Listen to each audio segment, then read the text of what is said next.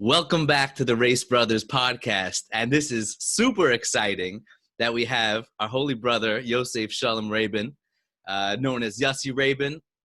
But Gewalt, he's one of the early Chareidi pioneers of going up the Temple Mount. And maybe we could even call him a Temple Mount activist.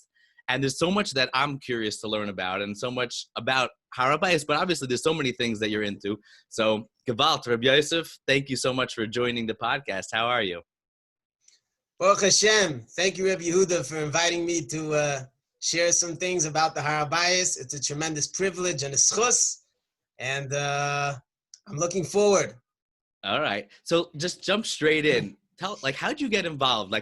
I'm definitely also somebody who believes deeply and very idealistic, but how did you get into Har Habayis and going up there? Yeah, okay. So obviously we're going to make a long story short. But basically, look, I started out, the regular Chareidi guy, Har Habayis was like, what? The first time I heard someone going to Har Habayis, how could you do that?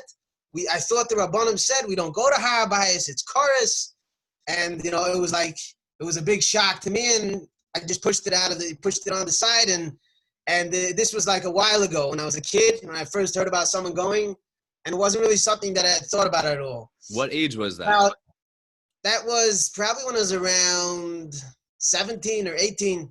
And you were learning. I was here in Eretz Yisrael. My family used to come a lot for Yom Tovim, and I remember one day Chalamoid, we were at a friend, a Dati Lumi friend of my parents. And he said he goes to the Har Habayis, and I was like very disturbed and feeling all kinds of kanois, classic Chareidi anti-feelings. And, this person doesn't keep halacha. And that was sort of my first experience, my first bang with the Har Habayis subject. And I never thought about it for very much long afterwards. I was in yeshiva in Riverdale, and we didn't really talk about Har Habayis there at all. The truth is, I'm going to talk about this later. A lot of the stigma around Har Habayis really comes from what's called in Hebrew borut, which means lack of knowledge. Many people just have no clue about it. They don't even know. I never knew there was really anything behind the kollel. It was like I went to the kollel. That was what it was all about. And there was nothing beyond that. It was, what's the Har Habayis? They capture. I really even didn't know what it was. I just knew it's off limits. Now, I came to Eretz Yisrael about 6 or 7 years ago. As I mentioned, I was learning in Riverdale. I was there for 7 years. Yeshivas Talmidei Telz, for those who are not familiar, is a branch of the Telz Yeshiva in Cleveland, run by Rabbi Avram Osban Shlita. And I came here, like many other American yeshiva bachrim. I went to one of the Brisk yeshivas. And at that point, I had started getting into what some would refer to as Kabbalah and Hasidus, a little pnimius, and trying to better understand my connection with Hashem and that entire world. And as I delved more into the subjects of Pnimius HaTorah, one of the concepts that resonated a lot with me and began to take on more meaning in my life was the idea of Isra'usa de Latata, Isra'usa de Le'ela. At the end of the day, Hashem, the way Hashem's Hanhaga functions, there is the Hanhaga of Rachamim Pshutim, where Hashem does things that we don't deserve. But at the bottom line, in order for us to feel Hashem in our lives, we need to do Isra'usa de Latata, and that creates the kli for when Hashem gives us the shefa, we're actually able to experience it. When Hashem makes miracles and we're not ready for it, we don't really appreciate it. We don't really know what it is because we didn't work for it. Right. I always like to say that the word nes, I heard this once from, maybe it was Bilvavi Mishkan Evna, I don't remember exactly, maybe of Shimshon Pinkus, was actually one of the first svarim that I started learning in my journey in Pnimius. But he says that the word nes is miloshin lehis noises. Right. And it's also from the word nisayon. Because when we have a nisayon, when we have a challenge, when we have a conflict, that causes... Let's just explain that, because sometimes people might not understand all these words. Lehis noises means to hold up like a banner, right? Exactly. And it means to lift yourself up.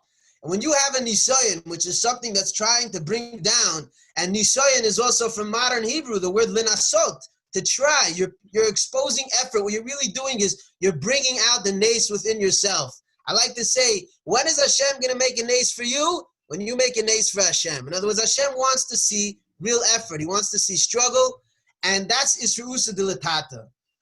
And my first experiences with this were very personal. I looked at Avodas Hashem as a yachid.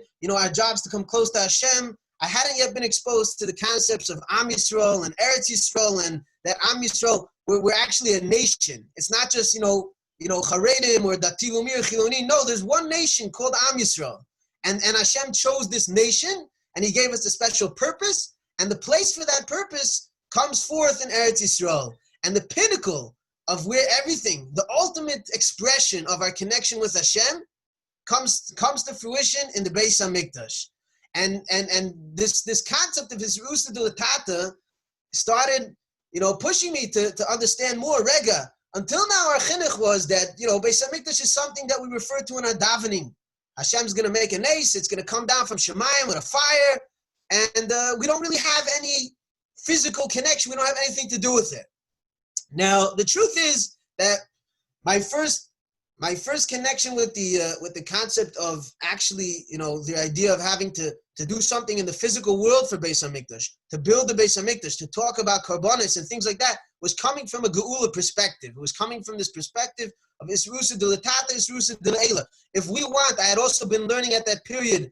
I had met the Zilberman community in the Old City, and Rabbi Shlomo Zilberman was one of the later followers of the Talmidei Hagra. And one of the key svarim amongst the Talmidei Hagra is a sefer called Kollel, which talks all about, there is controversy about the authenticity of Kollel, but anyone I know agrees. And if you read the Kollel, almost all the concepts discussed there are rooted back in the Vilna Gaon's Torah, in Chazal. There's a sefer Achros Kereishis, which shows that very clearly, and many others. And one of the major concepts talked about there is how the process of geulah has two steps. And we know from the Gemara in Sukkah, there's a mention of the Mashiach ben Yosef, but we also know about the Mashiach ben David. And the way the Gaon learns that is, the Mashiach ben Yosef is the process of geulah that happens b'derech hateva, that happens through nature, through the natural world. Not open nisim like Kriyas Yamsuf or other miracles that Klal Yisrael experienced in the Midbar, but rather nisim that, in a certain sense, are covered over with teva. But when you put on your glasses, and if you look at the numbers, and you look at the statistics, and you look at the outcome and the results, you say to yourself, there's no way that this is not a miracle. This could not have happened with the Yad Hashem. It couldn't be more clear. And the more you get in touch with that, you start to realize, wow, the fact that Am Yisrael came back to Eretz Yisrael after 2,000 years of being in Galus, it's unbelievable. A nation that is less than 1% of the population of the world, and was not, was scattered all over the world, and has gone through so many pogroms and so many efforts to try to destroy us and get rid of us. And here we are back again in the land of Israel. Not just surviving here, but blossoming, growing, a strong economy, so many yeshivas. And again, not everything's perfect, but if you just look at the bigger picture, we have tremendous bracha here in Eretz Yisrael. And l'tzarenu in the past couple months, not that we, obviously we want everyone from Chutz La'aretz to hear about Eretz Yisrael. We don't want them to have to, be punished in Chutz La'aretz and leave because of fear. We want them to come out of love, but we can't help noticing the fact that within recent times, Eretz Yisrael has again shown its light, in terms of the safety that we have here, and the hashgacha that we have here, and the stability that we have here, and that's an amazing thing. Now, when you're thinking in this mindset, you start to ask yourself, so Rega, what did Hashem bring us back here for? Was it just to have another country? We got Germany, we got France, we got England, we got America. Is it just about, prospering financially and creating high tech, which again, obviously is a wonderful thing, but what is the purpose? And I think, as I started again, this goes back to Isrusa Dilatata. This all gets back to that. What I started to see and come to the realization was that, HaKadosh Baruch Hu, and again, this fits in with the Vilna Gaon's writings, the first thing he does is he gives you the guf. He gives you the physical. And this is Mashiach ben Yosef and the Kibbutz Goliath, and this is what we've been experiencing. But now it's our job, and it's more importantly the Chareidi Tzibur's job, or people that are Shomer Torah and Mitzvahs in general, that hold the flag of Torah and Mitzvahs, to start to ask ourselves, Rega, maybe it's time we start bringing in the neshama. The guf is here, we have Eretz Yisrael, the Gashmias, now it's time to bring in the neshama. This is the bechina of the Ani Reichev al Chamor. The Chamor is Milashon Chumrius, and the Ani Reichev is the bechina of Les Megarme Klum. It's the idea that we want to bring the soul to be an ultimate reflection of the Olam Yonim of Hashem's presence, and that's our job. That's the job of the Shomer Torah and mitzvahs. So you're all saying these the feelings, ani, just to interrupt for a second. So the ani, you're saying the poor person is reflective of the neshama because it doesn't of have the anything of its own? ruchnius, It's the interesting ruchnius, because because usually he's less than lacking the the Garmi gashmias. Klum is usually a bechina of the Gashmias. It's a bechina of Right. Malchus. So my explanation to that is as follows. First of all, the chamor is miloshin chomer is the chumyas. Okay, the ani represents the fact that he's poor in gashmias, right? Because the neshama, right? We know paspa melech toicho mayim besuratishta. Ruchnius is not something with the physical. But what's the perfect shiluv that a Kadosh Baruch Hu is looking for? The ani reichev ala chamor. When the ruchnius is on top of the gashmias, then, as you said, less megarme klum. The gashmias also is uplifted and becomes an expression of the neshama. So that's the idea of b'shleimus in a nutshell. Okay. But basically, this is all these feelings and emotions, just to get back to the question, are what drove me to start thinking about Rega. What is our tafkid with regards to Har Habayis? Hashem made us nisim v'niflois in 1967. It wasn't even part of the tochnit to capture the Temple Mount, and Hashem gave it to us. And what are we doing? We don't know. Everybody's. But we gave it back. Not only didn't immediately go and set up a mizbeach like they did when they came up in Bayis Sheni for 14 years before they even had a Beis Hamikdash. They had a mizbeach, but as Yehuda just said, unfortunately, we gave it back. In other words, we weren't yet ready for that stage, emotionally, mentally, to understand the significance of Har Habayis and the Beis Hamikdash. But as Rav Nachman says, Ain't Shem Yish Ba'ilam, and we're always here to, there's always a chance to rectify, and sometimes things take more time. And maybe you can make even a nice parallel to Sfiras HaOmer. We know that Klal Yisrael experienced Nisim V'Niflois by Kriyas Yamsuf, but then they needed 50 days to build up a Kli to really experience Matan Torah so they could really, have a personal connection. So it's, it's been about 50 years, a little bit more, since we captured the Har Habayis, and maybe, we had those Nisim then. That was like a Kriyas Yamsuf, but we have to build the spiritual kalim so the people could really understand what does a mikdash mean in our modern day lives. And all these things together brought me into it, and I learned, obviously I spent over a year learning the halachic sugya and understanding the geulah of Har Habayis, and that's a whole other shiur in itself. We actually have a beautiful slideshow that I worked on with my friend that we do in shuls, and we also have a contrast that my friend put out called Hamakim Asher Bacher Hashem, with a very nice haskama from the late Rabbi Malinowitz of Beit Shemesh, as well as Reb Zalman Nechemya Goldberg. And I also give tours on the Har Habayis. And the truth is, Har Habayis is a world of its own. It's like you made Aliyat to Eretz Yisrael, that's step one. Once you made Aliyat to Har Habayis, I feel like a different Jew. When I feel I need a recharge of my battery, I want to get close to Hashem. I want to feel the fire of Yerushalayim. The Eish Tamid Tukad Boel Mizbeach, the Korban Tamid, that Drishah, that constant Drishah to work on your Avodas Hashem and be connected. Har Habayis, it's like all in your face. It's right up there. It's like, that's it. Wow, it's a shock. And for people, I've taken many people over the years to Har Habayis. I've been going for about 4 years now. And it's very interesting. I've met many people and taken them many places. And when it comes to Har Habayis, there's an automatic pachad people have. Even if they know halachically it's okay and they went through the sugya and they have it through Rabbanim, but there's a hesitation. You're coming to Beis Hashem. It's something else. And this is the idea of Yiras Hamakim. So I'm not going to go on, all day just on this question. We'll get to more, but this is just a little bit briefly of a part of what brought me to the Har Habayis. Yeah, no, this is so, there's so many different parts to this that I really would like to unpack in our conversation to try to really understand this. I think that maybe we can start with like an interesting point that move. How'd you go from, I'm talking about your personal experience, going from a person, like you said, growing up in the Chareidi system. In yeshivas, they don't really even talk about Eretz Yisrael. Like everything throughout learning Chumash, I grew up in, learning Chumash. I had this burning desire to come to Eretz Yisrael. The first time I came as a baby, but the first time I remember coming, I must have been, I don't know, under 10 years old. And when I walked down the streets, this realization hit me like, wow, Eretz Yisrael is real. Chumash is real. Avram, Yitzchak, Yaakov, Sarah, Rivka, Rachel, they were real people, and they really lived here. And this is a real story. In America, the history that we know about is really only a couple hundred years old. You know, maybe if you're lucky, you go to a park, you find an arrowhead, but the history of Eretz Yisrael is incredible. But going from that, meaning I know that in my own journey as well, like I had this interesting journey going from the yeshiva system and then learning about it. How was it for you going from an intense yeshiva system, the Chareidi system, where even though everything is about Eretz Yisrael, but we're not really talking about Eretz Yisrael. We're not. It's not even really. Doesn't even really seem like they appreciate the ideal of living in Eretz Yisrael so much, and it doesn't seem like, especially Har Habayis is really like a. It's not even a conversation. It's not like we even talk about it. It's like there's a stigma with it.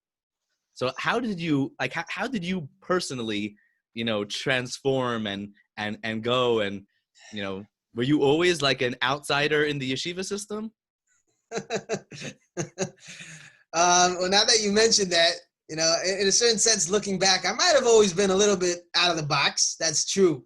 But again, I think really the answer to your question goes back to sort of what I started with. It started with in the end of my yeshiva years when I started getting into Pnimius HaTorah. And I realized that what I was getting in the yeshiva was wonderful. I was a big masmid. I used to learn all the time. But I just felt like something was dry. Something was missing in my connection. Like there was never a talk about Hashem. There was never, focus on Avodas Hashem. We had Musar. Again, I don't want to put down anyone. My Rosh Yeshiva is a wonderful man, and he gave a fiery Musar shmooze. And of course, every word was about Hashem. But I felt there was an emphasis on Yira. There wasn't much of an emphasis on personal connection, and Kabbalah just opened up a whole new world to me. And Hasidus, I remember then I used to sit, Bein Astarim, I had a whole bookshelf full of Svarim, and I was learning Nefesh HaChaim and Tanya and Reb Nachman, everything together. It was just drinking it up. And at a certain point, I said, I have to find Rabbeim. It's good to be learning on my own, but this is not. I need to be in a place where I'm really connecting to tzaddikim. And it was only natural. My family had been coming to Eretz Yisrael for Yom Tovim for many years, and it was like clear to me that Eretz Yisrael is the place. But at that point, I looked at Eretz Yisrael much more as like a ruchnius thing. Like, this is where there's more Kedusha, there's more Torah, there's bigger tzaddikim, there's Talmidei Chachamim. But I wasn't yet like, I wouldn't say in from some people call it more of a Tzioni perspective. I hadn't yet resonated with like, the dry pasuk, v'yarashtem oisav yashavtem ba. There's a mitzvah's essay to live in Eretz Yisrael. Like, I never learned about that mitzvah. It wasn't a mitzvah that, it was more of like, there's more Kedusha, Avrechim stay here. They say if you could do it, if you could find chinuch for your kids, if you got parnasa, then it's something acceptable. But it wasn't like yet, it was burning from a place of ruchnius, but not yet from the historical place, from the biblical place. I hadn't yet been connected to Tanakh. And that was a transition that I slowly went through. I started out very, very strongly connected with the Pnimius HaTorah, and that direction. And getting back to, Rav Ginsburg, which you asked me about in the beginning, there was a point where, as I was searching for a Rebbe in Pnimius HaTorah, I came across Rav Yitzchak Ginsburg Shlita, and I connected. A lot of his Divrei Torah resonated with me. And as I started getting closer to him and his Hasidim, that's probably was my first exposure to the Eretz Yisrael agenda, if you want to put it like that, and the idea that we have a mitzvah to capture all the, conquer all the parts of Eretz Yisrael and return to Eretz Yisrael. And he also talked about something which I'm more active in today, the concept that Medinat Yisrael, a lot of Chareidim, we see Medinat Yisrael as a neutral thing. There's Kdushas Tzion, and there happens to be Medina here, but there's no significance to that per se, no divine significance to that. It's here, some people hate it, some people want to destroy it. Most average Chareidi just doesn't have opinion about it. The word in Hebrew is adish. It doesn't mean much to us. And, it's just a kli. But what I started learning in the Beis Medrash of Rav Ginsburg and later in the Beis Medrash of Kdushas Tzion is that the Medina is actually, that's the expression of our sovereignty here in Eretz Yisrael. That's the expression of our individualness, of our independence in Eretz Yisrael. And ultimately, what the Medina we're striving for is a Medina that's going to run completely based on Torah law. Many people think that the Torah is something that applies to Yechidim, maybe a little bit to the Kehillah, but it doesn't have what to say in the international world on a geopolitical level to what our economic policy should be, more communistic, socialistic, capitalistic, what our security policy should be, what our mediniyut ben-leumit, our international policy. But the truth is, if someone really learns the Torah the way it's supposed to be learned, the Rambam has hilchos milchames u'malachim, and there's a lot more pituach in the later years in what's referred to as mishpat ivri and choshen mishpat, and the Torah really has a full picture for every single instance in reality, whether it's on an individual level, a communal level, and even on a national level. The Torah has what to say. That's interesting, and I would love to explore that, because there, even though I hear that the Torah does have a lot to say about a lot of things, but there's a lot that's left unspoken. For example, in what type of government we should have. I mean, this is a sugya, the Barbanel talks about it, and even the Drishas Haran gets into it. There's a beautiful piece in there, but we don't really have an idea. And I think that living for 2,000 years in Gullus, there aren't really many Jews that actually have a vision or let's say, like a political agenda where they feel like, this is how we should live as Jews. Like the American Jews are in general, I guess it depends which circles of American Jews, but their political beliefs and their belief of how government should run is how they think America should run. And so we should kind of bring that to Eretz Yisrael. And there's different inyanim, but where do we actually see that the Torah really talks about how to have a government? I mean, we don't really see a police force, even though we know that they did have it. It's a pasuk. That's true, but take a look at the Chinuch and the Rambam. It's a good question you're bringing up, and look, it's you're definitely making a point with the fact that Am Yisrael over 2,000 years did not really have the ability to have their own government. So there's what some might refer to as a cholul panei, a big vacuum, a lack of svarim and information. However, if it's something that fascinates you, I'll let you know that today there are many svarim on the subject with sources down to the finest details of shitat memshal. What is the proper shitat memshal for Am Yisrael and Eretz Yisrael? And again, like in every section of Torah, there's different sugyas. I myself, in these days, am completing a ma'amar on erecting something similar to a Sanhedrin, what I call a guf rabbani merkazi, a central committee, a central group of rabbanim that's going to have, or what I would like to have, rabbanim from all the different circles of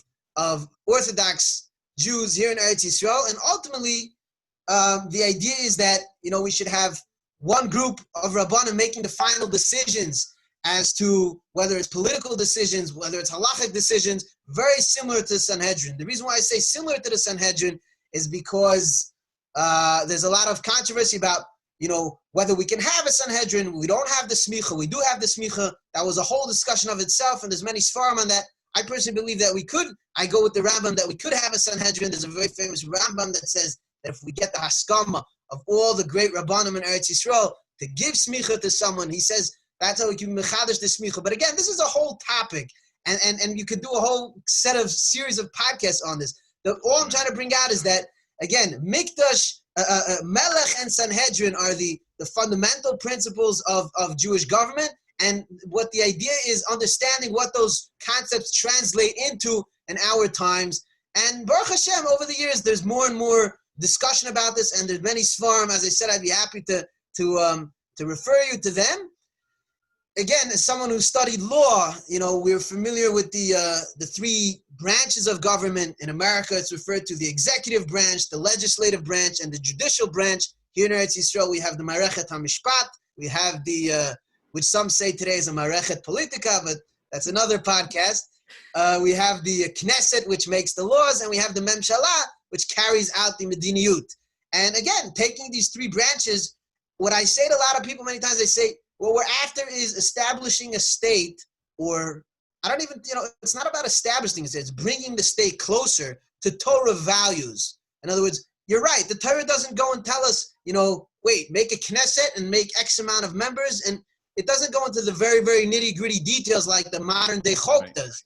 It gives us values, it gives us principles, and we could extrapolate from those principles to understand, what it is, what is upon us to do. For example, there's a lot of this in Hebrew University. There's a whole department that deals with Cheker Mishpat HaYavri, taking the modern Israeli law and comparing it to halacha and seeing where the halacha has differences and working to try to promote the halacha to become a part of modern Israeli law. That's one angle that it comes from. There's another angle where it's developing the Batei Din and working to give more samchuyot to the Batei Din. Just to throw out an example, the concept of, something which unfortunately comes up a lot nowadays. In our legal system, there's a lot of what's called the Malkat HaRayot. The best proof for something is when someone, admits something on his own that he committed a crime. Whereas in halacha, we have a concept when it comes to dinei nefashis, at least, ain't nothing mesim atzmei rasha. We cannot judge someone based on his own hoidah. So it's a very amazing thing to look at the differences and the nafkaminas that has with regards to how we achieve mishpat tzedek. Right. Again, this is a whole world of its own. But so let me ask you: Is there a political party that is promoting this bigger vision for halachic Eretz Yisrael? So that's a more difficult question, and the truth is, when I look at political parties, more than I look at the parties, I look at the people in the party. In other words, I don't know of any party today. The truth is, if you look at Likud's manual, officially promotes very similar things that we're talking about. But again, that has nothing to do with, when you look at their matzah, you look at their mission statement, but it has nothing to do with what's going on the ground. I don't know of any parties today that openly call for these things, and the reason for that is because these are delicate topics that are surrounded with lots of stigmas, negative stigmas, unfortunately, and controversy, and the political system is not built for that. It's not built for coming and holding your emes out on a flag openly. That's just really going to turn you into someone, you might call you a demagogue, a crazy, radical nut, etc., etc. So the way, the people that, have a little chachma and actually care and want to promote things, you don't talk too openly about things, but slowly, where you can, you're trying to push certain agendas. Again, one of the difficult things is that at the same time, you have to swallow a lot of frogs that might not fit with the agenda and might even take us backward. And this is the whole discussion, where do we draw our lines, right, what we're willing to do. I will tell you from behind the scenes, there is a effort going on now to unite a number of different kehillas, and they're hopefully going to be launching soon a party called Machane Yisrael, and they are going to be talking more openly about these ideas. We've yet to see any major forward movement yet, but it's a shame. It's a process. This, in my eyes, is part of the kima of the process of slowly building what's called in Hebrew toda'ah, awareness and understanding and realization. This is just, again, this is a chazayin that, I tell people, they look at me, they say, Kavanas, are you crazy? I say, the two things that they had to do to get out of Mitzrayim, what were they? Dam Pesach and Dam Milah. The Dam Milah is the individual bris that everybody makes with Hashem. Every individual has the Dam Milah. And the Pesach, a Pesach is a carbon sibur. It's something that you bring with a chabura. It's the communal, it's the national bris between Am Yisrael and HaKadosh Baruch Hu. And we see again, before they came into Eretz Yisrael, the emphasis on the having bris milah, the individual bris, as well as the carbon Pesach, the communal bris. And I said to them, does bris milah make any more sense to you than karbonis? I mean, to me, it sounds more cruel, ridiculous, but we don't even think about it. You know why? Because we're used to it. It was never taken away from us. It was something that we always did. And when you try to introduce things that people are not used to, it's just part of our natural tendency to, we can't relate to this. What is this? It's pagan. How does this talk to me? It doesn't apply in our times. But the bottom line, you look at Bris Milah, it's not very different. And if anything, it might be a little more crazy. And we do it. And we believe in it. And even, 99% of Jews in Israel, even, Chiloni Lagamri, they do Bris Milah. It's an amazing thing. So I think it's a process. We're in a process, and it's our job, the Shomer Torah and Mitzvahs, to do whatever we can to bring these concepts, first and foremost, our community. Once the Chareidi Tzibur understands the significance of this, then we could spill it over and bring it to other people outside the community.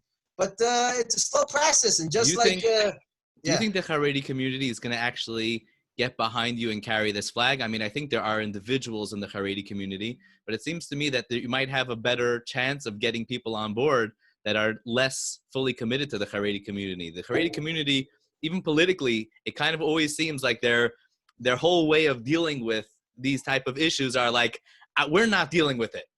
You know, we're just going to fight for our own stuff. We're going to deal with our own, you know, small, and that's one of the issues I had politically, getting behind Rabbanim and things like that didn't have a broad vision. Like, how could you tell me that I should, you know, that I should believe in you if you're only talking about such a small segment of Am Yisrael? And I'm curious, because to me, I think that you might have many more people buying into this vision and to these ideas from a broader spectrum. And yet a few times you mentioned like that you feel that this is an onus on the Chareidi community to really get this going. Yeah. So that's an old discussion. And again, there's what's referred to in the Tanya as a derech ktsara she aruka, and a derech aruka she ktsara. And a derech ktsara she aruka is, you know, it's in a chanami. It's easier to go to more open-minded people from from certain circles in the Datilumi community, and various chilonim that feel a lot of what's called leiv cham to Yiddishkeit and varma, varmkeit, and there's a lot of ruach there, and obviously that's tremendous, and it's amazing, and has to be utilized. We have to do everything we can to get everyone on board. However, two things. First of all, to a certain extent, I see the Chareidi community as the future of the core community of Shomer Torah mitzvahs here in Eretz Yisrael. You just have to take a look at the numbers of our demographics and how the Chareidi community is growing. And some predict 20 years, some predict 30 years, but they're going to be a very big majority here.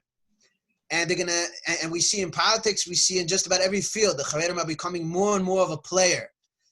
And a number of things are happening. First of all, the one thing that tells me is rega. If this is going to happen, then we need to make a change, because we don't want chas v'shalom the Chavrei Knesset hiring the United Nations to come run Israel for us, because we don't deal with the goyim, and we don't deal with this. Again, I don't think that's going to happen. That's obviously. But again, what we need to do is, now's the time to step in there and make every bit of a change we can. And number two, and this is more in my Kdushas Tzion activism, I see it happening. Part of what's happening as the Chareidi community is expanding and growing, more and more Charedim are integrating and stepping out of the closed yeshiva circle and becoming more part of Israel. And they're starting to ask themselves the questions, as a Chareidi, where do I stand? Is Yom HaAtzmaut something that talks to me? Is it a halachic thing? Is it a chiloni thing? Is Yom Yerushalayim something that talks to me? And what we're doing in Kdushas Tzion, which Baruch Hashem has been growing rapidly. Unfortunately this year we couldn't have a kenis, but last year we had Yom Yerushalayim. We had over 1,000 people came to our kenis, and we have shiurim. We do trips. We took people last summer to Yudava Shomron. We planted grapes. We had the buses were packed. We tell us what is Kdushas Tzion? If you have a minute, I don't know if I want to interrupt the video. I mean, I could run and get an alone to just show you a picture. Is that all right? Or? Yeah, sure. Let's pause for a second. Okay. So going back to what I was saying, we're going to talk about the Kdushas Tzion in a minute, but I was just saying to Yehuda that I deal with people from many backgrounds throughout my day. I deal with working in a law firm, people that are very disconnected from these topics. Everything's very serious there, business-oriented. I deal with chilonim from Hebrew University, from very left-wing. I actually speak semi-fluent Arabic. I know a number of Arabs that I deal with. I deal with, Temple Mount activists, typical Charedim, more Kanoyesh Charedim, Datilumi, various circles in the Datilumi, and part of what I'm doing throughout my day is, trying to figure out how could I best relate to this person in a way that I'm not going to scare him off, or in a way that he'll be able to, understand what I'm saying. Sometimes I can't talk about things at all because I understand there's no kli. This goes back to what we were talking about, creating a kli. Right. There's no kli. And one of the things that I love about Yehuda Raice, the guys that my brother Izzy hangs out with, I don't know if anyone here knows Izzy in the crowd, but one day you're going to hear of him.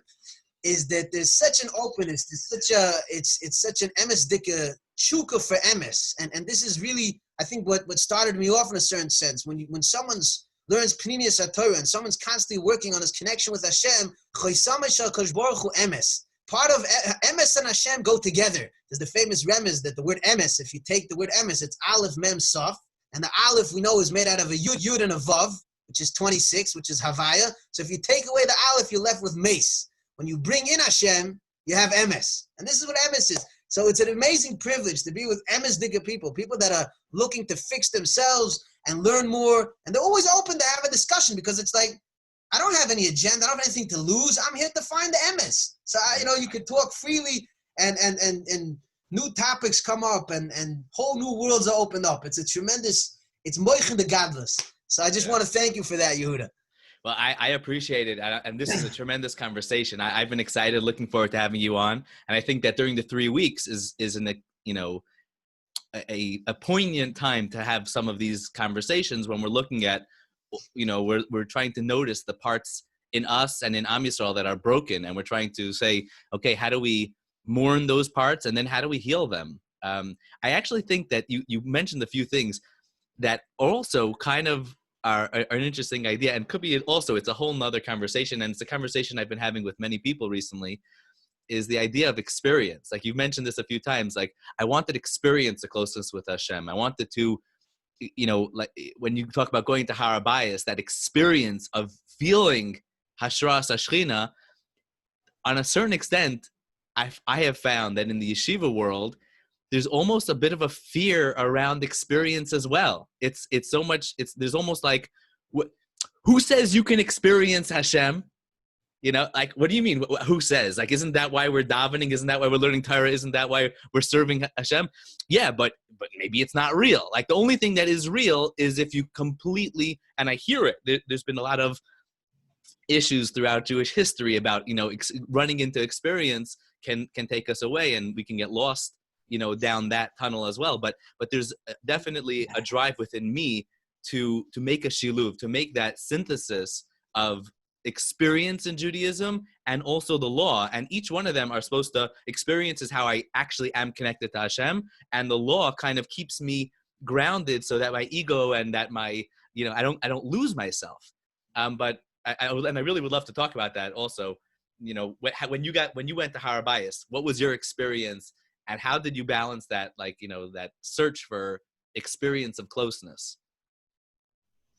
Yeah, so this is a very important discussion, and a lot of times, again, you have people from the halacha community where the whole Har Habayis discussion is just about halacha. I'm not talking about anything else. I did an interview a while ago with a guy named David Lichtenstein. It was a very nice show called the Headlines Interviews. You may or may not have heard of it, and there was pretty much a halachic discussion, and yeah, that's a very important discussion, and people want to know, is what I'm doing okay according to halacha? And again, I don't know the purpose of this podcast, so if we don't want to go into that, we're not going to go into that. Whoever wants to learn more about it is welcome to ask me. I'm not hiding any cards.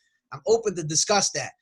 But what the key underlying thing is, and this is halacha milashon halicha, is getting into the experience. And for me, Har Habayis was a life changer. It started out, I'll tell you something. It started out as more of like similar to Yiddishkeit. I wasn't about tshuva, but I see myself as about tshuva in a certain sense, in the fact that, I grew up one way, and when I discovered Pnimius HaTorah, I felt like I've been rejuvenated. And I think everyone in a certain sense is supposed to go through about tshuva moments in their lives, if not all the time. Lo'olam yachzor adam, kol yomav ba'amoed v'achzerkoi. But it started out as like, okay, this is something new. I was a little nervous about it. Like, do I want to be public about it? Where's my place with Har Habayis? And as I started making a kfiyas, I had friends there that we started going, and now Baruch Hashem, they have a kollel there that sits every morning in the entrance to Har Habayis. They learn kodshim, and they go up every single day, and they say the Karban HaTamid, 50 meters from the Makam HaMizbeach. And we have a special Shemona Esrei now with the Nusach Har Habayis, which was approved by Herschel Schachter and other Rabbanim. And the more you make a kfiyas, as I started making a kfiyas, I realized, wow, this is something else. I told people, it's one thing to theoretically learn. you want to be a professor, you want to be a mathematician, you sit with the books all day. But Judaism is about doing. We do mitzvahs. We take lulav and esrog, we take plants, and we throw them up in the air. I mean, what are we doing? And you have kavanas arizal, but at the end of the day, you can't just do the kavanas. You need to do the mitzvah. There's maisa. Judaism is full of maisa. It's not Christianity where maisa is, there's a very small emphasis on maisa. You do it in this time, that time. They're not. Again, chas v'shalom, we're not even comparing. There's many other issues, but there's a tremendous focus on maisa in Yiddishkeit, and part of what maisa is, what's so unique about maisa is that it gives you the experience. It gives you. I tell people, I say, what was a carbon all about? This is one of the things I talk about when I talk about carbonas. You did the smicha. You put your hands on the behemoth. We know Chazal say you're supposed to think about how keilu it's me. Now you can imagine all these things in your head. But did you ever go down to a farm and actually hold a sheep and sit with it and think about like what it means, what are animals, and the nefesh habahami within yourself? Try it. It's a whole different isbaitiness. I used to do when I was a bacher midei pam. I did shmirah for people that had a chavot, in the Shomron, and sometimes people would come to steal sheep in the night, and I would, they had to have people to constantly watch, so we would help out the owners instead of having to stay up all night. They could get a little sleep, and Bacham would come. We arranged for Bacham to come watch the sheep, and we sat with the sheep. And I remember we did before Pesach, thought about it, tying a sheep to your bed, and it's just we're not used to this in 2020. This is so distant from us, but really what this is all about is experience. When you come to the Har Habayis and, we say the words, we sing the song, Acha sha'alti me'eis Hashem, shivti beveis Hashem, kol yimei chai. And the first thing that comes to our mind is the Gemara with the Stender in the Beis Medrash. But if you read the literal words, shivti beveis Hashem, kol yimei chai. David HaMelech was talking about Beis HaMikdash, sitting in the Makom HaMikdash with Hashem, kol yimei chai. You think to yourself, what's the big godless sitting in a stone place? Well, the Ikr is the Yeshivas, the Gemara is this.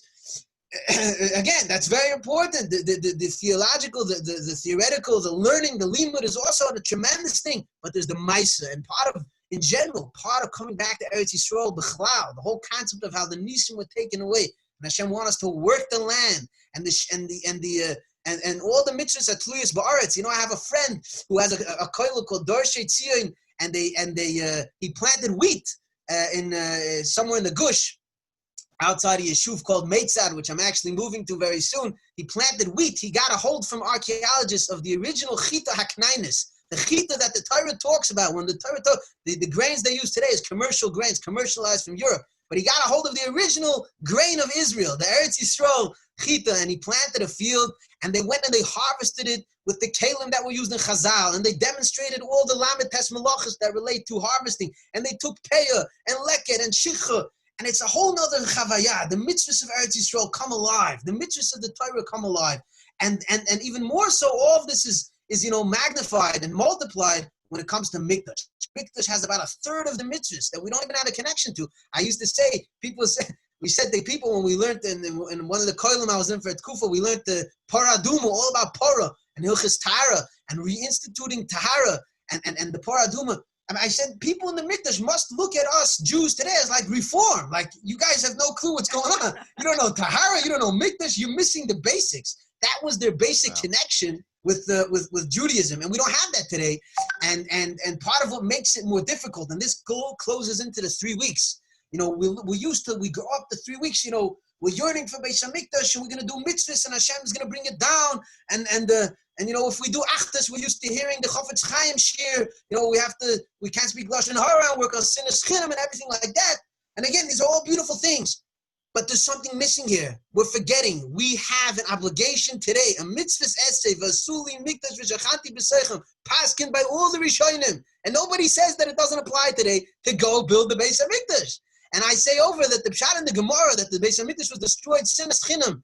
It doesn't mean to say that a Havas Chinam is magically going to build the Beis HaMikdash. It means, of course, you have to go build the Beis HaMikdash. But understand, if you guys can't get along, there's no way a Mikdash is going to last. Because there's only one Kohen Gadol, there's only one Mizbeach, there's only one Beis HaMikdash. And if you can't figure out how to have Chareidim and Datilumi and Chiloni and Masorti and everybody together, there's no concept of a Mikdash. And that's the message of the Gemara. But unfortunately, part of what happened throughout the Gullus is we interpreted, we took it to a metaphysical explanations, and now people think, we'll do mitzvahs, and it builds up. My kid came home from Chareidi yesterday, and I told him, let's go build, let's get tractors, and he starts telling me, no, we're going to do mitzvahs.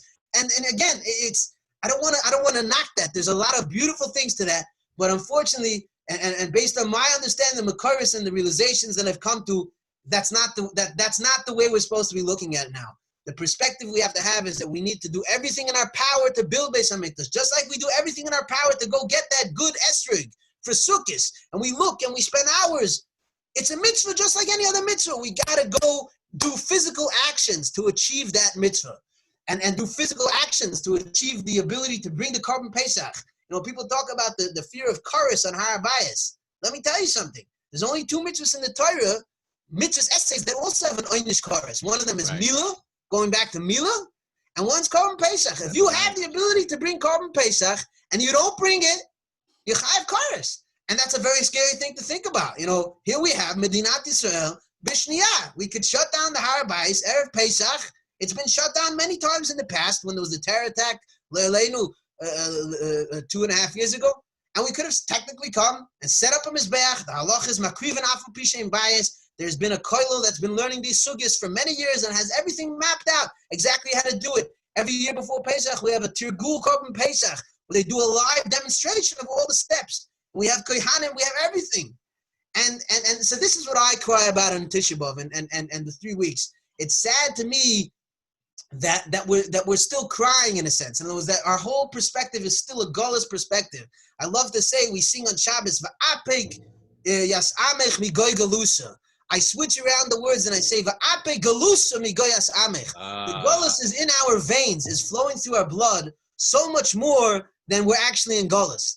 And now we're in a mental Gullus. We're in an emotional Gullus. We don't understand, we haven't yet understood the ability that we have to fulfill these mitzvahs and the purpose that we have here in Eretz Yisrael, the spiritual purpose. Just imagine the Beis HaMikdash is supposed to be a base tefillah l'chol ha'amim, the center of the world. Imagine Donald Trump bringing a carbon, and Vladimir Putin, when they come for a diplomatic visit in Israel, the first thing they do is to bring a carbon to thank the God of Israel. It's an amazing thing. We're talking about a new world order. There's nothing like this in any other religion, in any other place in the world, a house of worship for all nations.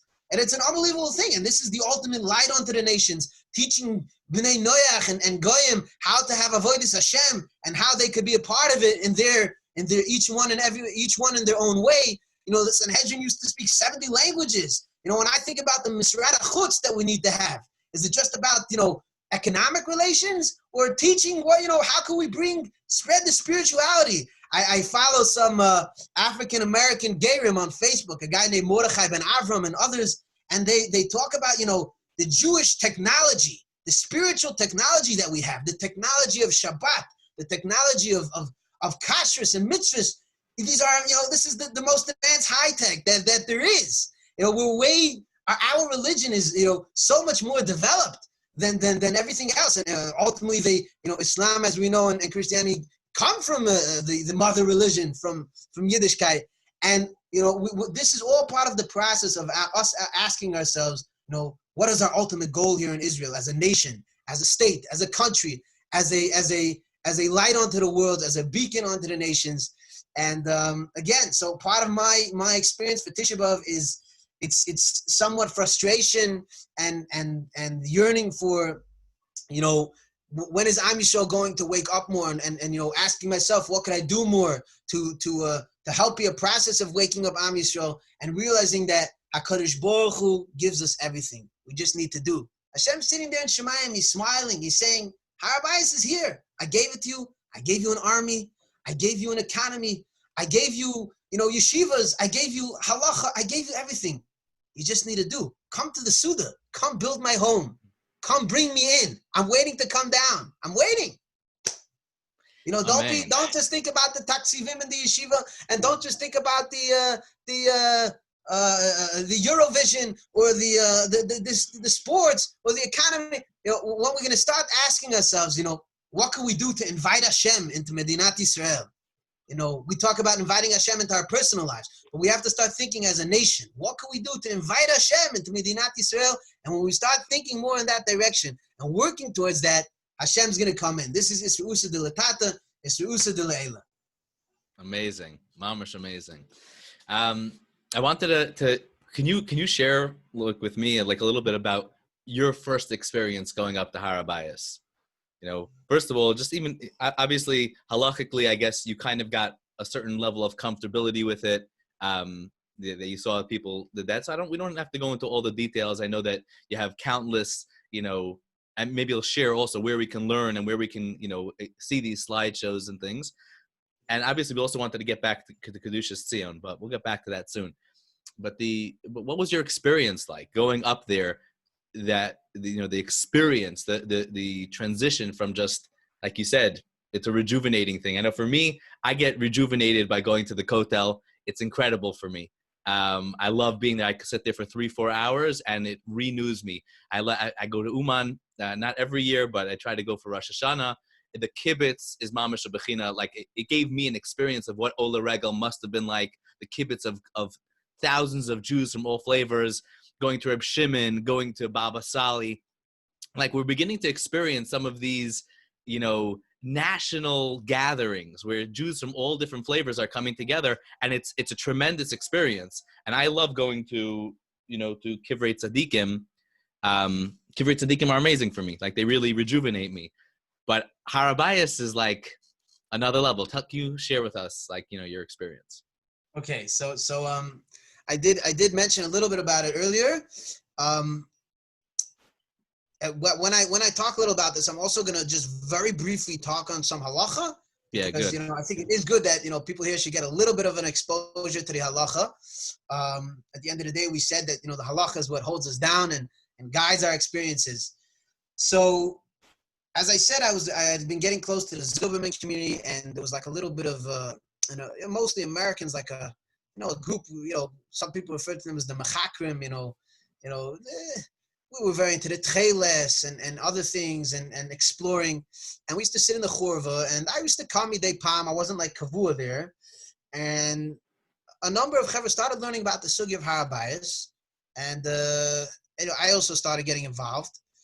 And we started going through all the Makoiris and with everything that's been written on it and the history and the archaeology and everything. I was, this is something very important. I said, we gotta, it's a scary thing. You're going to step into an area that's Karas, again, just to put things in perspective, every time you do a malacha on Shabbos, b'mezid, you chayav Karas. And for married people, the issue of need is an issue of Karas. So it's not like we don't deal with Karas in our lives, but there's something different about okay, I made a mistake in Hilchos Shabbos. Obviously, hopefully we're not talking to anyone that's violating Shabbos, b'mezid, even if we're amazed from Yetzer Hara, but we're still we want to do the right thing, right? But it's something else to just feel like I'm walking in a place where there's like you see the chorus, flying. Right. Once if I go into the chorus, am I gonna die? Like he thought he's gonna die. Like again, I don't want to make fun of that emotion, but. But this is how we grew up in a certain sense. It's like a scary thing. So obviously I was learning all the Makoiris, and I just want to show here very briefly a little map. You might be able to see it here in the video. It's a little hard. Okay, so if you could see the map, it's hard for me to show things with my finger because I'm just holding the book. But basically, here's the Dome of the Rock. Okay, and this is where the Beis Hamikdash stood, and the Ezras Nashim. Okay, and that whole big box all around, okay, there's two boxes. There's the square box that we see right here. Okay, this is the original Har Habayis. We know from the Mishnah and Midas, the Har Habayis was 500 amas by 500 amas, which is by 250 meters by 250 meters. That was the original Har Habayis built by Shlomo HaMelech. Okay, the Har Habayis we talk about today is an extended Har Habayis. It's almost on the western side. It's almost wait, am I holding it upside down? No, it doesn't matter. Whatever. No, you're good. It's actually showing it this way. That's right. The Har Habayis today. Here's the western wall. Okay, here's where the Kollel is. This purple. The Kollel, by the way, we talked about the Kollel. If you ever been around the walls of Har Habayis, you'll see It's just a small part of a wall that spans 500 meters, okay, from here all the way to here, 486 to be precise. And it was built by Hurdis. And this was actually the parking lot of Beis HaMikdash. All along here were the shvakim, were the marketplaces, and the chamorim, and this is probably where they were selling, things for karbonis. It's etc. You could see, down over here, you could see remnants of the marketplaces, and one of the major gates with the Shari Chulda coming up from the south. Okay, now another important thing for people to understand, this is not the Al-Aqsa Mosque, this golden dome. The Al-Aqsa Mosque is the gray dome off to the south. Okay, this was a dome that was built 1,300 years ago by the first Muslim conqueror named Omar ibn al-Khatib. And he built it, believe it or not, and in this Kdushas we have the sources, because he had a very good relationship with the Jews. He came and conquered the Crusades. The Crusades were terrible to the Jews, and Jews fought in the army with him. And he said, I want to do a Karas HaTov. And he said, show me where your mikdash was. I want to build a building in honor of your mikdash. And that's what this building is. It's over a massive piece of bedrock, a huge stone, which is about 13 by 17 meters, which is the Even Shesiyah, the foundational stone, where the world began, Misham Hushtas Ha'olam, where Adam HaRishon was made from the offer over here, and Adam HaRishon brought a carbon, and Cain v'Hevel, and Noach after the Mabul, and the Hakodesh Yitzchak, most famously. Yaakov Avinu slept here. So this is the center of just about everything. And the Rishonim and others talk about the tremendous power of tefillah. As you mentioned, going to Kibbutz Tzadikim, there's a school for tefillah. The ultimate school for tefillah is over here. This is the place where we have it. The Chazal tell us this is the gates to heaven. This is Shlomo Melech talks about it when he built the Beis HaMikdash. Hamisham Yishma Tfilasai. A person's tefillah goes straight up. This is the gate. This is where all the tefillahs come to. So can I ask a question? Sure. I know that there are some that say that that when they told him, they didn't tell him the exact correct place, and there are many people that say that could be the bias was actually more in front of where the Kollel Amaravi is. They say, first of all, how could it be that Am Yisrael is going to be completely wrong? And there's also different supports for such a thing through the different, I forgot some Warren, I forgot some of the different excavators that were there over the years. They were trying to prove where actually the old bias was. Okay. And also they say the pasuk says that it's going to be a plowed field, and there's only one part of Har Habayis which is still actually nothing built on it, and that's actually directly. It's mamish, Shualim Holchubai, they play soccer on there. Is it, how do we know that maybe the bias wasn't there? Okay, so again, nothing personal, but, as most people do that don't, either not learn the sugi of Har Habayis or not been to Har Habayis, there's a number of mistakes that you made in what you said. There's actually a number of places on Har Habayis where there's nothing built there. The majority of Har Habayis has nothing built on it. Again, also Charles Warren and Charles Wilson were British explorers that didn't really deal with the question of where the Mikdash was. They dealt with a different question. It was always hard because Jerusalem's built on hills, so it was difficult to get water to Jerusalem. And they knew that there was a lot of water needed for the Beis HaMikdash. It says that they used to wash out the entire Azara after the regalim. It was filled. The blood came up to the ankles of the to the arkuves of the Kohanim. And they had a whole mechanism how they used to have two drain holes where the water washed out into the Kidron. So what they did was they made about 40 cisterns. There's a lot of boiris on the Har Habayis. When you're on the Har Habayis, you see all these little holes, structures. There's usually a little tower over them that was built in later periods. But there's many boiris, and there's a whole marechet mayim underneath the Har Habayis. And what they did as part of their research, and this is actually a proof to where we place, and almost all archaeologists place the Makom HaMikdash, which is over here, is they made what's called a topographical map. They measured where all the bedrock of the mountain is, and they made a topographical map. I might have a picture of it actually in this Kdushas here. You can see this is a topographical map. You see all the lines. All those lines show you the different heights of where the. Could you see a little bit? Yeah, you got to go up a little bit. Oh, yeah, nice. There's all these lines. So what those lines are, they show the different areas of elevation. And this is actually one of the proofs to where the Makom HaMikdash is, because in the Masech, in Mishnayos Midas, the Mishnayos describe as there were all the steps coming up into the Beis HaMikdash. And Sach HaKol, the Rambam actually even makes a picture of it. The Sach HaKol was twist. You had first the Madregas coming into the Ezras Nashim. You had the Madregas going from the Ezras Nashim to the Ezras Yisrael, and from there to the Ezras Koyanim, and from there to the Ulam, and from there another 3 steps into the Kodesh HaKadoshim. And the only place where topographically the steps will fit with the mountain of the Mikdash is the if you put the Kodesh HaKadoshim at the top of the mountain, like the Psukim say, it was Arosh Piskas Aharim, and the way Josephus describes it as well.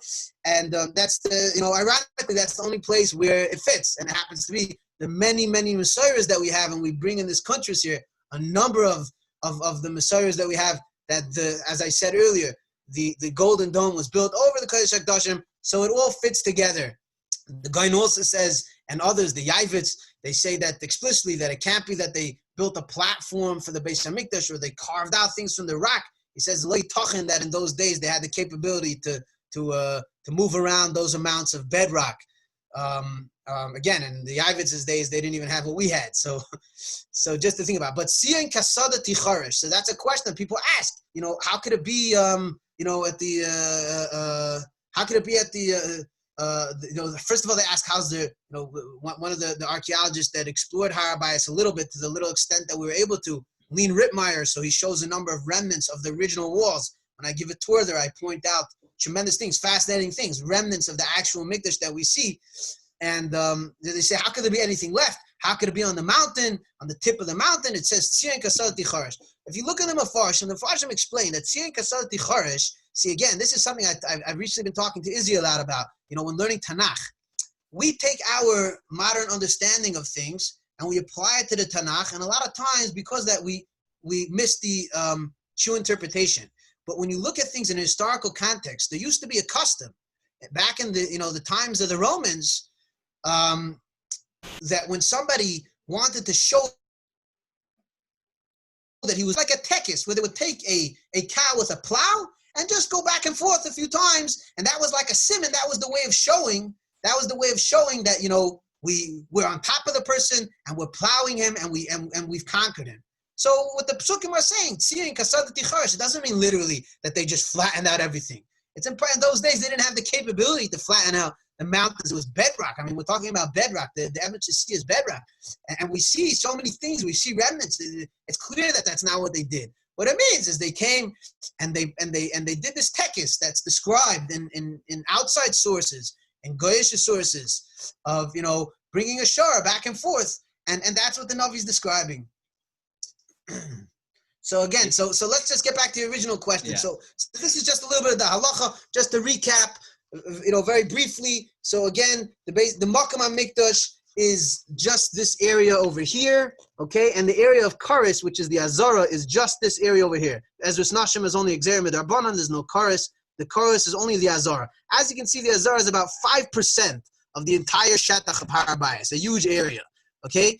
And obviously people going to Har Habayis, when we go up, we go on this path, we go around over here, we stay close to the wall, and then we come over here and come out this way. So we're very far from the Azara. We're not getting anywhere near the Azara, and from that standpoint, there's no question of Karis.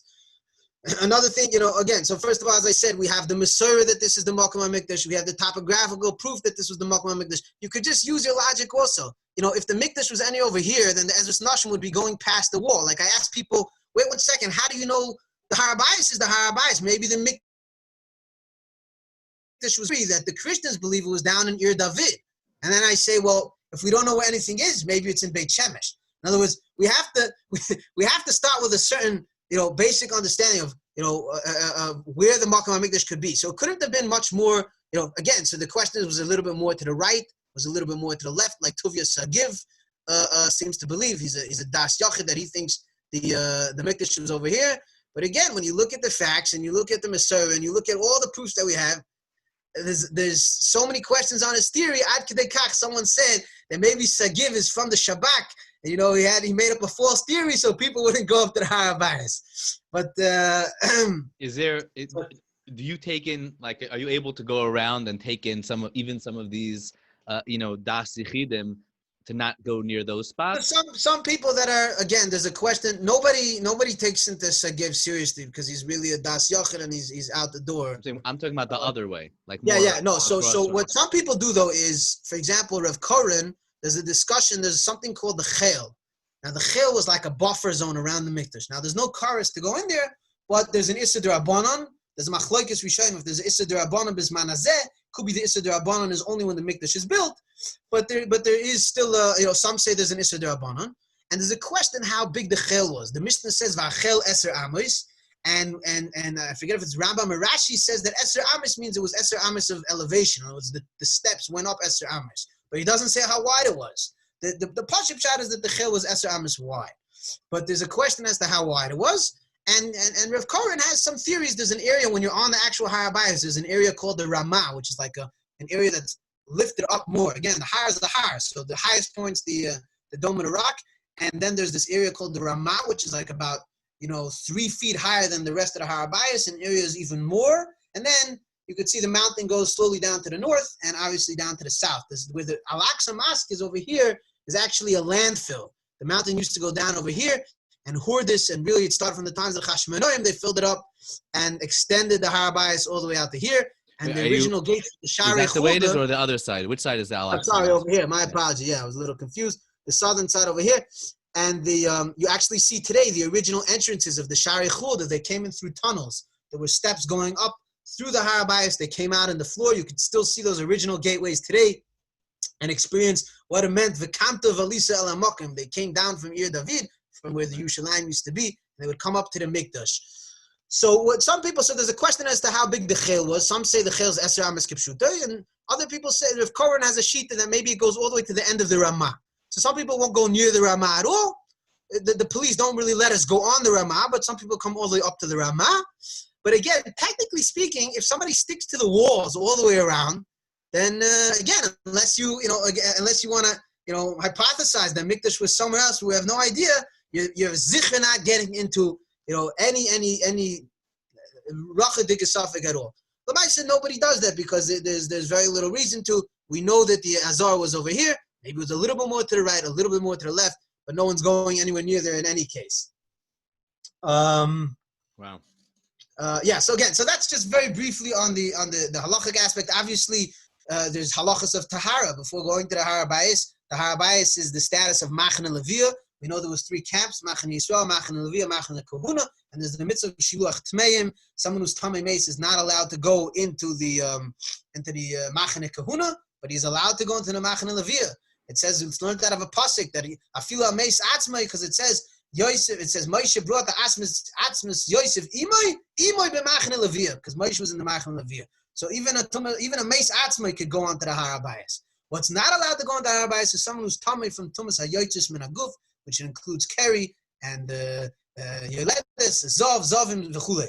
However, a Mechusar Kippurim who is even if he's not a Tful Yoim, even if he is a Tful Yoim means that he went to the mikveh that day.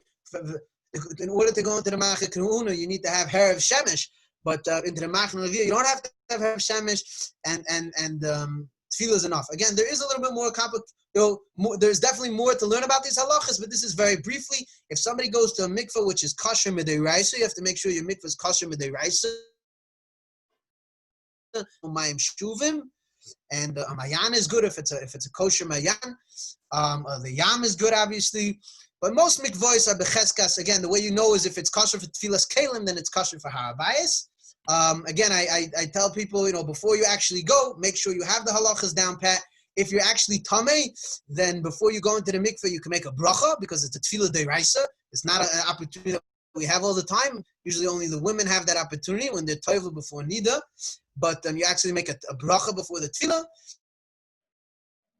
And until you come to the Har Habayis, and that's another aspect, by the way, a major aspect of the chavayah of going to Har Habayis, that you're actually being mitar yourself deiraisa, and there's actually a halachic, a real function of hilchas tahara that you're being a part of man hazeh. So that's an amazing thing. I've taken a number of chilunim to the Har Habayis, and I take them to the mikveh before, and it's like a whole eye opener for them. For us Hasidim, we go to mikveh every day, so might not be such a difference, but it's still there's something different about you have to make sure you have no chatzitza and cleaning yourself appropriately before preparing yourself for Beis Hashem. So just to wrap up, Yosef, I'm just. Okay, so just to get back to the question that you asked me, Yehuda, about my first experience. So I had been, again, I just very, very briefly went through the halachic aspects of things. Obviously, there's so much more to learn, and I urge everybody to learn. That's the first thing. The first part of, it says, L'shichnoi sidjushu, basa shama, the Gemara says, Lech v'tidrosh v'achar kach yomer l'chanavi. David wanted to know where to build the Beis HaMikdash. Hashem said, first, Lech v'tidrosh, go and learn the sugya, v'achar kach. Do start by learning. Do you have a place? Do you have like a website or something where we can go through and learn like the things? Like I know you have the slides and everything. Is it publicly available? So unfortunately, we don't have a website that has everything. There are other websites that I'm happy to forward you to with lots of information. The Kdushas, I could send you the slideshow. I would need permission. I don't think the mechaber of the slideshow gives that out. We'd be happy to do the slideshow if you have a group that wants to see the slideshow. Do you guys ever do it on like Zoom, like do a webinar on Zoom? That way people have videos on YouTube of people doing the slideshow. So that's definitely available. But just very briefly, so I had been learning everything. I went through the sugya and I was starting to feel, getting into it, and my engine was revving up, and it was getting near my birthday.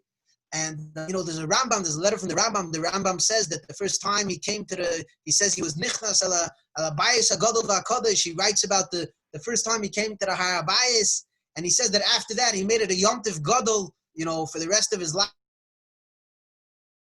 to come to the Har Habayis. And I thought, maybe, my birthday, that's a time that's a good time to make this move. And my birthday is actually on a Tes Tevis, which is the yahrzeit of Ezra HaSofer. And Ezra HaSofer, as we know, is one of the leaders of Yeshivas Tzion in the times of Bayesheni. So I felt a lot of good vibes and hashgacha, but I still wasn't sure. I was still hesitant, this. And I was in the library. I was in the Sifriyah Leumi in Hebrew University. I was looking for a certain book that had maps about the Har Habayis and other things. And I was walking around there, and out of nowhere, I turn a bookshelf, and this friend of mine who actually had first introduced me to the Har Habayis, his name's Yeshivas, and he bangs into me, and he's like, oh, don't tell anybody, but last week I went to the Har Habayis, and again, he officially is not public about it, so maybe you want to censor the name of this part, but everybody knows it. And I was thinking to myself, wow, why the heck is he telling me that now? And I was like, I've been just sitting on this, and I'm like, look, tomorrow's my birthday. I thought I would go. He's like, yalla, let's do it. And that was it. And I jumped in, and I woke up early in the morning, and I went, and Baruch Hashem, I haven't missed a birthday of being in Har Habayis since. And I try to make a little suda. So tell me about it. So you wake up in the morning early. And you do have to do all the hachanas. So you wake up in the morning and you got to do the hachanas early. Right. So I was being very careful and everything, and making sure I do a chafifa and properly clean myself.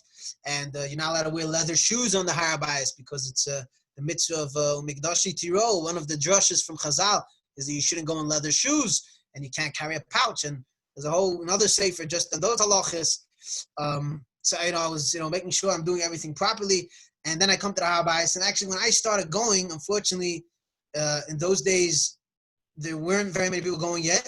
It was just starting. The movement just started picking up then. When I was going, there was about maybe 200-300 people that went that year, and Baruch Hashem, 4 years later, there's over 30,000.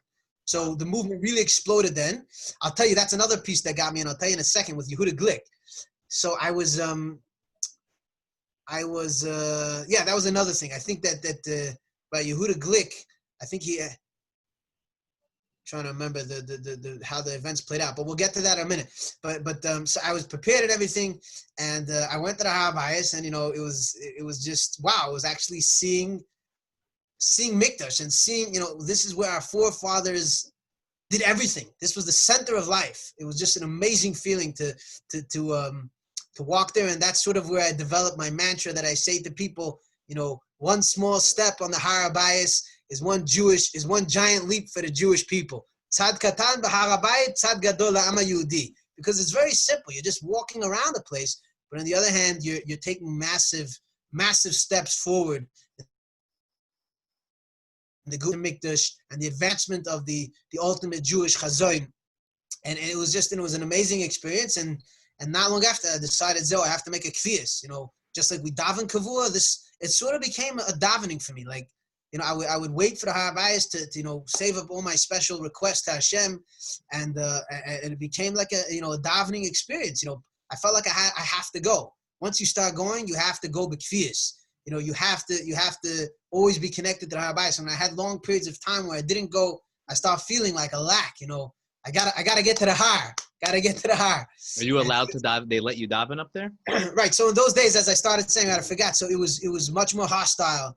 We used to be followed around by a group of Arabs called the Murbatiyun, which was a group of women that was affiliated with Hamas, and they used to shout at us Allah Akbar and all kinds of other curses, and they threw glass on the floor because they knew that we're going to walk barefoot, so somebody should get injured, and they would try to get close, and we had to have police, and you felt like a little bit more someone in a battle zone. There was not really any dangers. Like, it was like we were surrounded by police the entire time.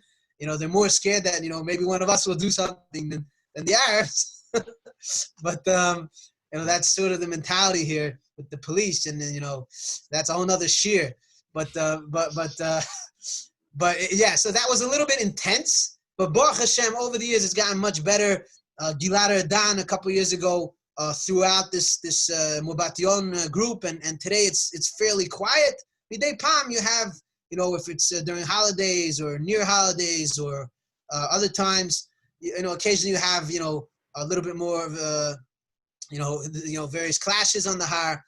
But again, and also what's gotten much better is the tefillah. It used to be like if you watering your lips, it was like they would arrest you and take you out, and it was a whole serious thing. And today, Baruch Hashem, we're pretty much openly davening. I've been on Yom Tov a number of times. We sang Hallel as a group. It's an amazing thing to be singing Hallel. People have snuck lulav and esrog in their sleeves, and shake their arm, because we know lulav and esrog is the Raice kol shiva in the Har Habayis. There's machlokes about Yerushalayim, but the Har Habayis l'chol hadayis is b'fnei Habayis, and it's a zeichel aliyah l'regel. Yom Tov is my favorite time. Like, I go Yom Tov, Rosh Hashanah, that hits an Uman thing. My brother's always trying to drag me to Uman. I said I'm happy to go, but Rosh Hashanah, Har Habayis is my place. We have a minyan that davens by the Koisum, and we go up afterwards. Sometimes try to have someone blowing shofar outside, and we hear it while we're inside. The mitzvah of shofar on the Har Habayis is the Raice, and it's an amazing feeling just to be with Am Yisrael. You have, there was another thing, when I first started going to Har Habayis at that period also, I was very into Achdus. I was very into working to get people together, and I'm still into Achdus. But then I was like working with, let's make an Achdus movement, and let's make this movement. And one thing I started realizing is that, like, when your whole movement is like making Achdus, like I want to make Achdus, a lot of times you don't have Achdus, because everyone's focused on like the fact that, we're all different and we're trying to make Achdus. But when you just do something and it attracts all kinds of people, then Memela you have Achdus. In other words, Har Habayis, I realized, was something where Memela there's Achdus. You got a Chareidi coming, you got a there's only one Beis HaMikdash. And by nature, it's something which is going to force us to have Achdus and creates Achdus. And it's an amazing feeling, and it's been an amazing aspect of my Judaism. And as time went by, I learned more and became more excited to share and open up and teach others. And I see it as part of my ultimate mission in connecting Am Yisrael to the Beis HaMikdash.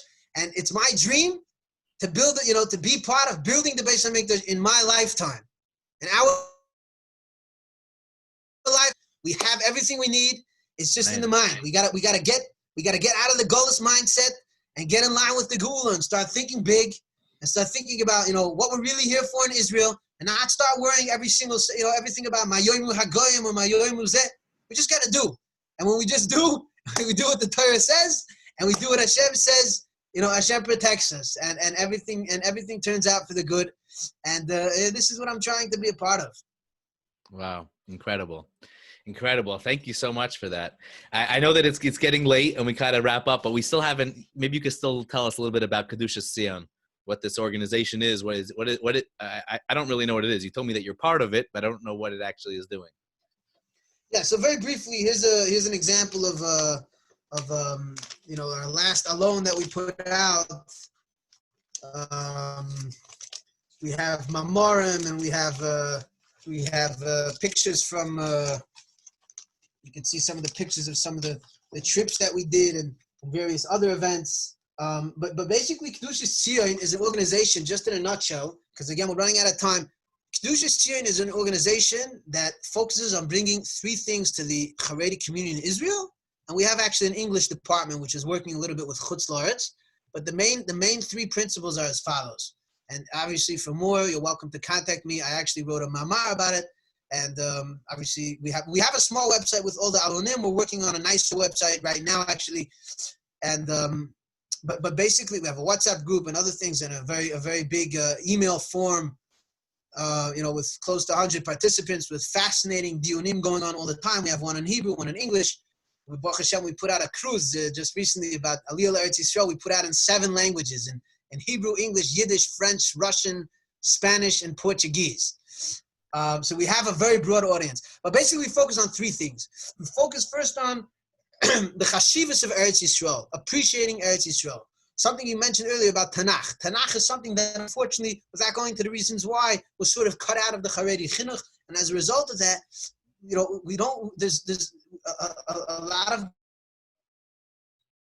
the base of Eretz Yisrael is lacking. Tanakh is full of Eretz Yisrael. When you learn Tanakh, you don't need any datilumi, tziyoni, chinuch. It's there. It's all there.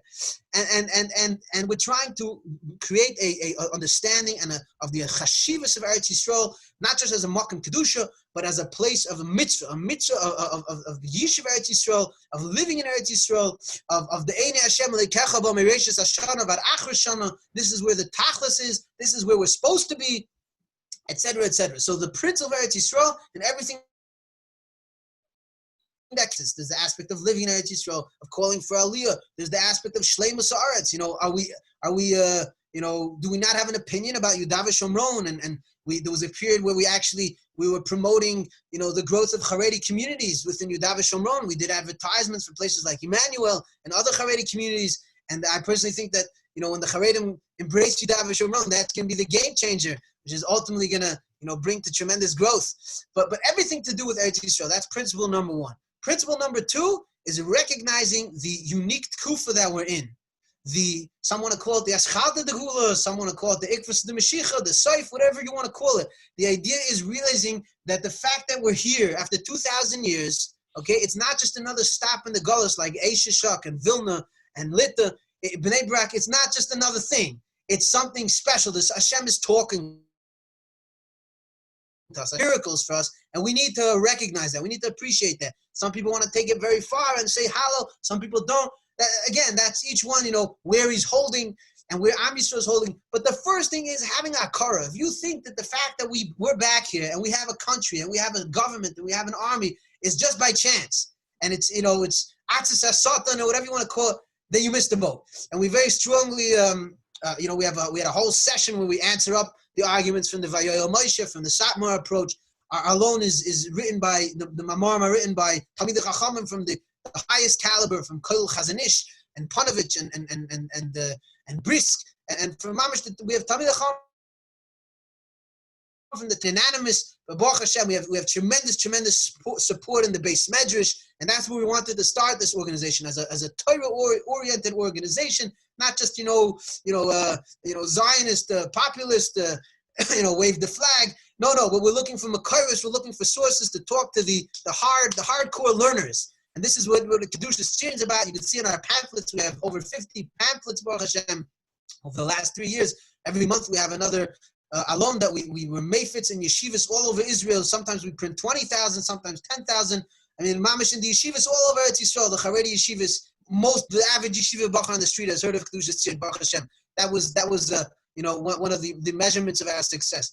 But the third point that we talk about, and this is really where everything leads to, and this goes back to what we discussed earlier, is now that we understand that Eretz Yisrael is the Tahars, and now that we understand that Hashem brought us back here for a reason, for geulah, and there's a geulah process going on. Now we have to ask ourselves, what is our part? Where do we come into the picture? And that's when we talk about the ideas of having a Jewish state, of returning to Beis HaMikdash. The official policy of Kdushas Tzion, we don't openly discuss going to Har Habayis. We just talk about the mitzvah of building Mikdash, because there are some chilukei deis within the various participants, and we didn't feel that that's something that needs to be, critical to the agenda currently of Kdushas Tzion.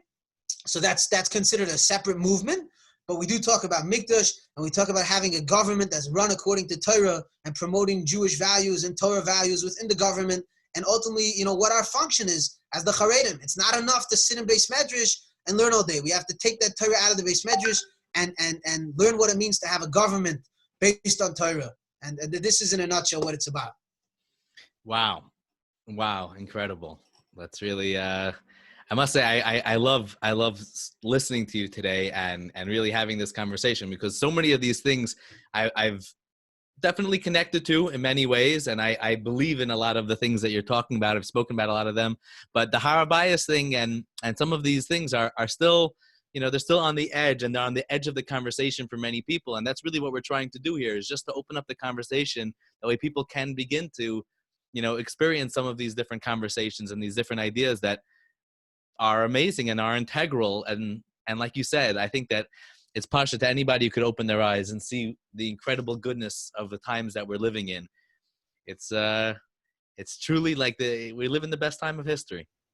It's amazing. Hashem's giving us incredible goodness, and we need to appreciate that. So thank you so much. Thank you so much. Thank you, Yehuda. It's been a tremendous pleasure and a privilege. And Be'ezer Hashem, every one of these podcasts is bringing another special light to the community, to Jews around the world. Baruch Hashem, we have Zoom today, so we can go beyond our physical boundaries. And it's a tremendous chus. And Be'ezer Hashem, we should all be zoiche miloshen l'zachech as well, to purify ourselves and to become more active players within geulah. And b'schus we should be zoiche to binyan Beis HaMikdash and be as goer tzedek b'mehera v'yameinu. Amen. Amen. Thank you.